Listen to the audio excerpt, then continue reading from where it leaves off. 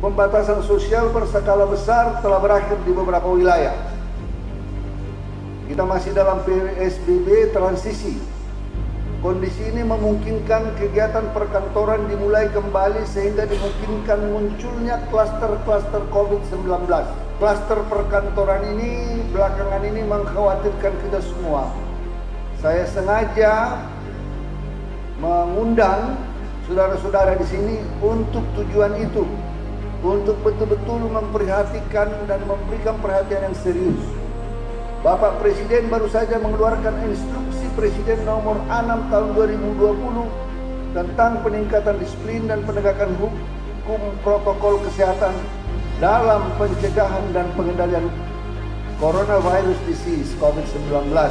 Sebagai tindak lanjut dari instruksi Presiden tersebut, saya telah menandatangani instruksi Menteri sebagai perintah kepada seluruh jajaran Kementerian Hukum dan HAM untuk melaksanakan perintah Bapak Presiden yang pada pokoknya adalah melaksanakan tugas dan fungsi Kementerian Hukum dan HAM dengan mengedepankan dan lebih disiplin dalam melaksanakan protokol kesehatan.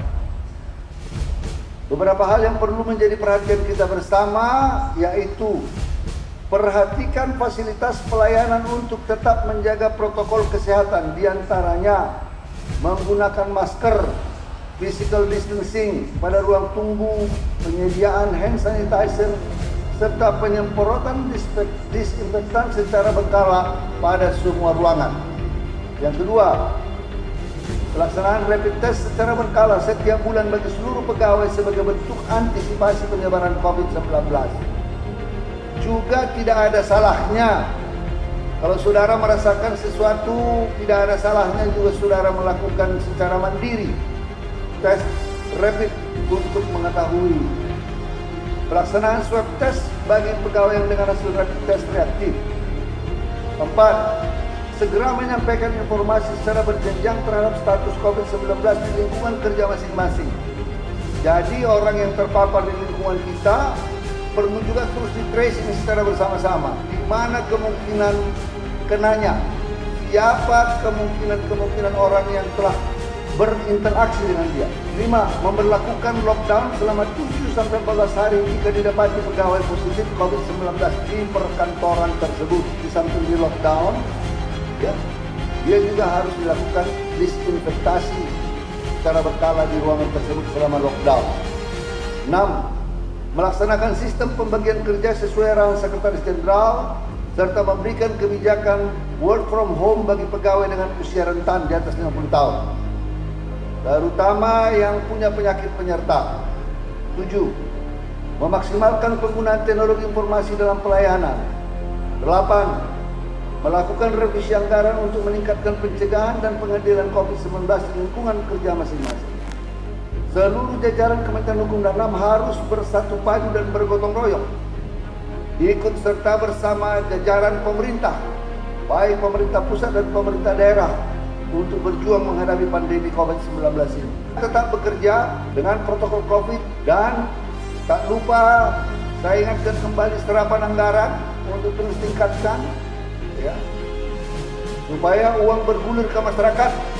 Dengan demikian ada uang konsumsi untuk di masyarakat, mencoba membangkitkan pertumbuhan ekonomi. Saya berharap ya kita semua dapat terjaga dan tidak ada lagi yang terkena COVID-19.